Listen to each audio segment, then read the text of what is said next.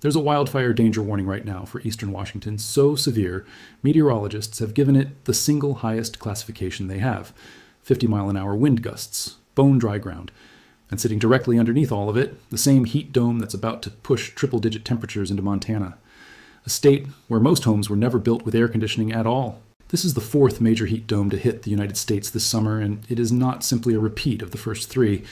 It's landing on ground that's already been baked dry, expanding into places that have never had to handle this kind of heat, and dragging a wildfire threat right along with it. Let's break down exactly why this one is different, because the danger here isn't just about how hot it's going to get. To understand why this fourth wave matters, you need the full picture of what this summer has already done, because nothing about this heat dome is happening in isolation. The first heat dome arrived right around the 4th of July, parking over the eastern two-thirds of the country and putting more than 200 million Americans under some form of heat alert at once. Temperatures pushed into the upper 90s and low hundreds from the Great Plains through the Mississippi Valley and up into the northeast, with humidity keeping overnight lows stubbornly above 75 and even 80 degrees in places. That heat dome alone was tied to dozens of confirmed deaths. A second heat dome followed in mid-July, pushing back into the Midwest and reaching the East Coast again, described by meteorologists at the time as comparable in severity to some of the worst individual heat event cities like Chicago had experienced in recent memory. A third wave built through the back half of July, and rather than breaking down the way a typical short heat wave eventually does, it re-strengthened, expanding its footprint and setting records at a pace that's genuinely remarkable.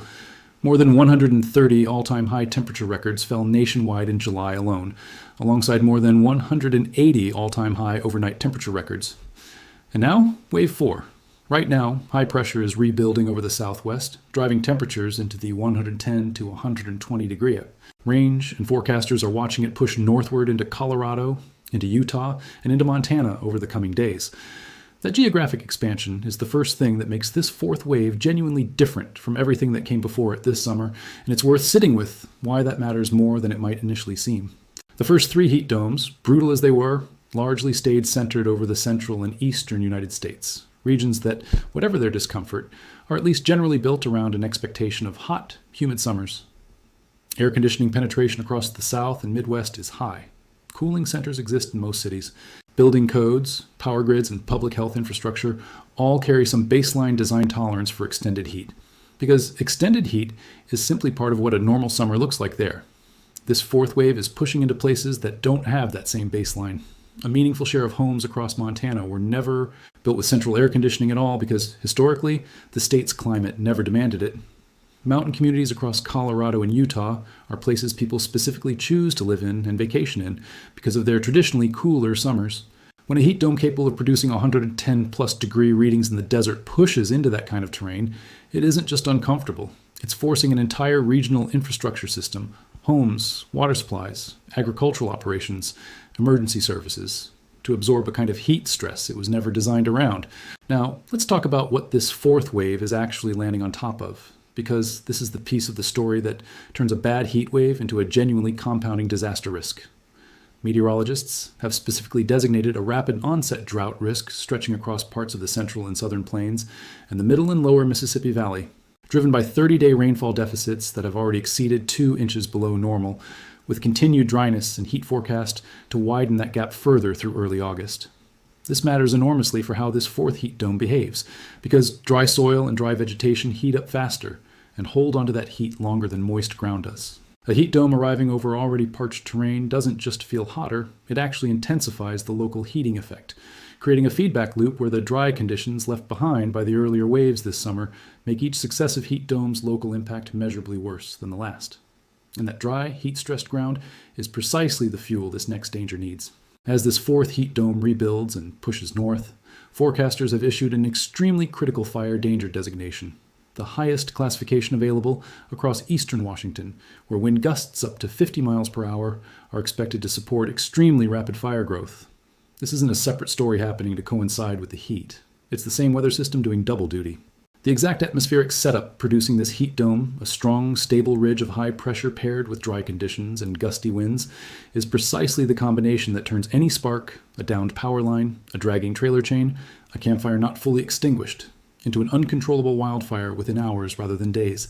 Firefighters have already lost their lives this season, battling blazes intensified by exactly this combination of heat, dryness, and wind in the broader Four Corners region, and as this fourth surge extends its reach further into the interior west. That same volatile mixture is spreading right alongside it. Let's talk about what all of this means for the power grid, because it's the piece connecting every single one of these compounding risks back to ordinary people's daily lives. Cooling demand has climbed with each successive wave this summer, and meteorologists tracking the pattern have specifically flagged the increased demand for air conditioning as a genuine strain on regional power grids, raising the real possibility of rolling outages precisely during the hours people need cooling most. Now overlay that grid strain onto the fire risk in the Pacific Northwest. Utility companies in fire-prone regions sometimes have to proactively shut off power to reduce the risk of their own equipment, sparking a wildfire during exactly this kind of high wind, high heat, tinder-dry weather pattern, which means some communities in the path of this fourth wave could be facing the genuinely difficult scenario of losing power specifically because of fire risk, at the exact moment a heat dome makes losing air conditioning most dangerous. That's not two unrelated problems happening to overlap. That's one weather pattern creating two separate mechanisms for the same underlying outcome, a population without reliable cooling during a period of extreme heat.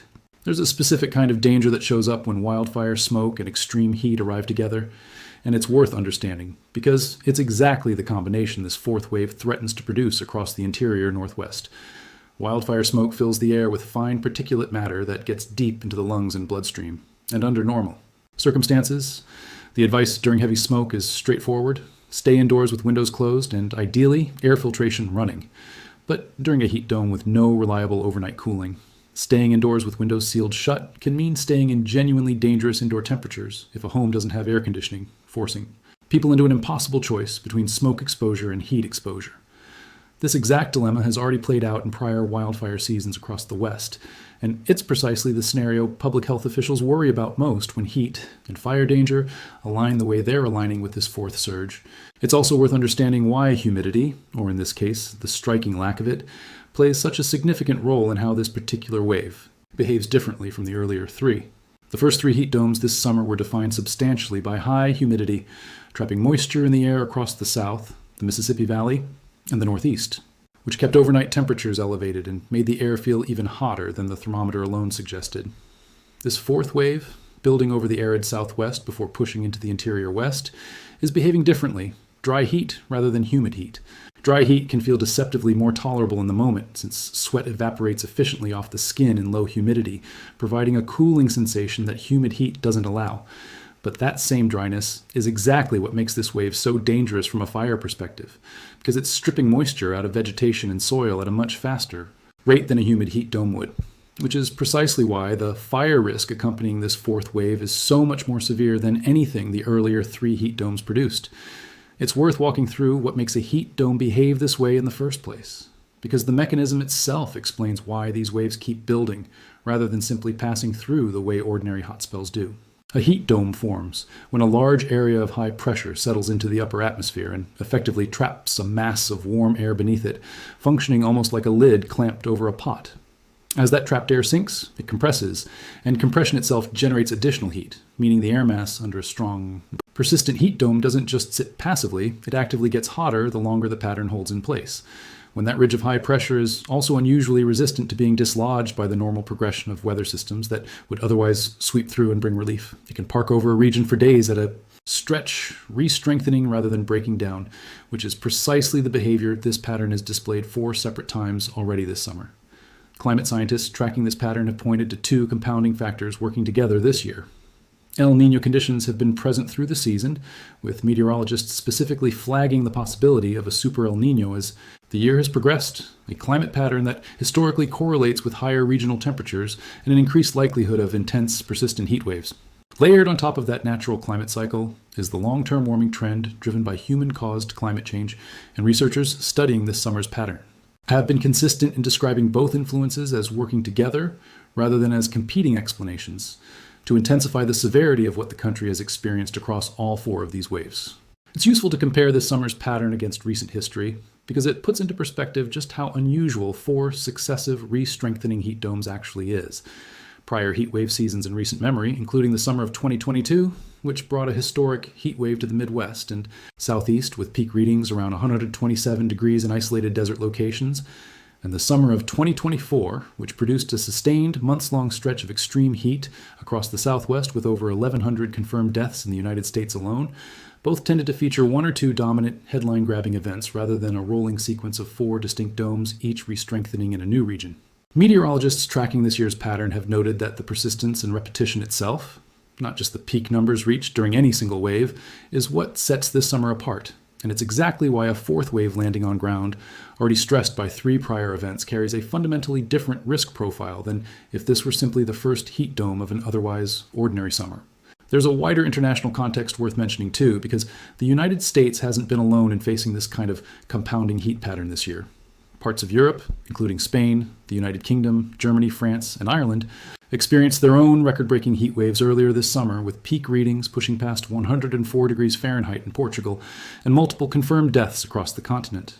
The atmospheric signature behind those European heat waves, unusually stable, unusually persistent high-pressure ridges, mirrors exactly what's been driving this pattern of repeated heat domes across the United States, suggesting this isn't a regional quirk confined to one side of the Atlantic, but part of a broader pattern showing up across the Northern Hemisphere this year. So what does all of this actually mean for you, especially if you're anywhere in the path of this fourth surge as it expands over the coming days? If you live in one of the newly affected higher elevation areas, Montana, the Colorado High Country, parts of Utah, take this heat seriously, even if your instinct, built on years of cooler summers, tells you it'll pass quickly or won't be that bad. Check whether your home has adequate cooling, and if it doesn't, identify your nearest cooling center now before temperatures peak, not in the middle of an emergency. If you're anywhere near the fire-prone areas of eastern Washington or the broader interior West, treat that extremely critical fire danger designation exactly as seriously as you would an approaching hurricane warning, because the same wind and dryness driving this heat dome is precisely the combination that turns a small spark into a fast-moving, life-threatening fire within hours. Have a go bag ready if you're in a fire-prone area, know your evacuation route, and don't wait for an official evacuation order if conditions around you deteriorate rapidly. Because in extreme wind-driven fire behavior, official notice can sometimes arrive after the window for safe evacuation has already started closing. If you're dependent on the power grid for medical equipment or home cooling, build a backup plan now rather than waiting to see whether an outage actually happens, especially if you live in a region where utilities may proactively cut power during high fire risk conditions. Keep vehicles fueled and phones charged whenever a heat dome combined with fire risk is forecast, since both wildfire evacuation and grid instability can happen with very little advance warning once conditions align the way they're aligning right now. And if you're in agriculture or livestock operations across the plains, factor this fourth wave's arrival on already drought-stressed ground into your planning now, because the compounding effect of heat landing on dry soil tends to show up in yields and herd health weeks after the actual heat wave has passed, often after it's too late to fully mitigate. Let's spend a moment specifically on that agricultural angle, because it's genuinely one of the least visible consequences of a pattern like this, even though it ends up affecting far more people than just the farmers and ranchers directly in the heat dome's path. Crops across the central and southern plains were already navigating a rainfall shortfall before this fourth wave arrived and extended.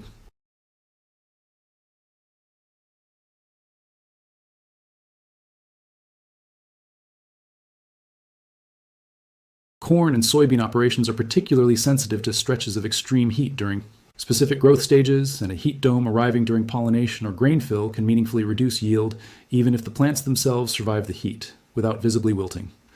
Livestock face a parallel problem, since cattle and other animals rely on nighttime cooling to recover from daytime heat stress in almost exactly the same way humans do, and a pattern of persistently elevated overnight lows removes that recovery window for herds just as effectively as it does for people.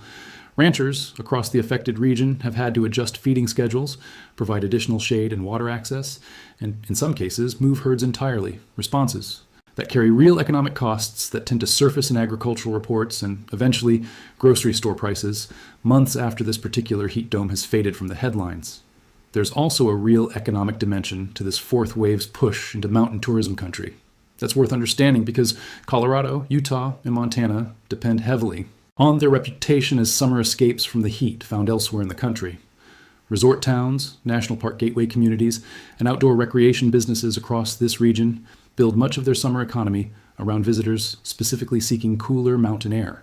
A heat dome capable of pushing triple-digit readings into these areas doesn't just create a public health challenge for residents, it directly undermines the seasonal economic engine these communities depend on, discouraging exactly the kind of tourism traffic that sustains local businesses through the summer months. Emergency planners and local business associations across the region have had to adapt in real time, some communities opening cooling centers and facilities that were never designed for that purpose, precisely because the infrastructure for handling this kind of heat simply didn't exist before this pattern of repeated summer heat domes began pushing further into the interior west. The uncomfortable reality of this summer is that it hasn't been 4 separate unrelated hot spells. It's been one continuous compounding pattern, each wave landing on ground left drier and more stressed by the last, each one pushing further into regions less equipped to absorb it, and each one adding new risk on top of the last, from grid strain to explosive fire danger to agricultural stress that won't show up in headlines for weeks. This 4th surge isn't dangerous because the temperature number is more extreme than what came before it in isolation. It's dangerous because of everything it's stacking on top of, and because it's reaching into places, communities, and systems that this summer's first 3 waves never touched. If you're anywhere near the path of this heat dome over the coming days, whether that's the fire risk building across the interior northwest or the triple-digit heat pushing into places that have never had to handle it before, take it seriously now, because based on how this entire summer has unfolded, waiting until conditions feel unbearable has 4 times over already proven to be too late.